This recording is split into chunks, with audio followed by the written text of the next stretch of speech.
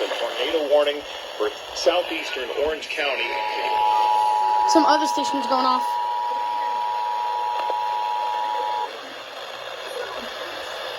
The National Weather Service in Melbourne is 2 stations, cool. County in east central Florida until 7:15 p.m. At 7:01 p.m., a severe thunderstorm came. The National Weather Service. Orange County west at 15 miles per hour. Expect damage to mobile homes, roofs, and vehicles.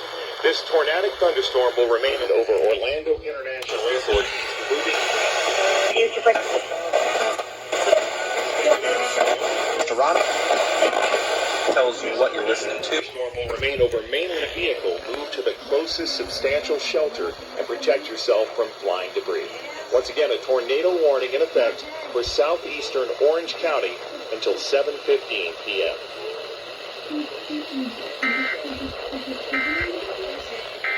Once again, a tornado warning in effect for southeastern Orange County until 7:15 p.m.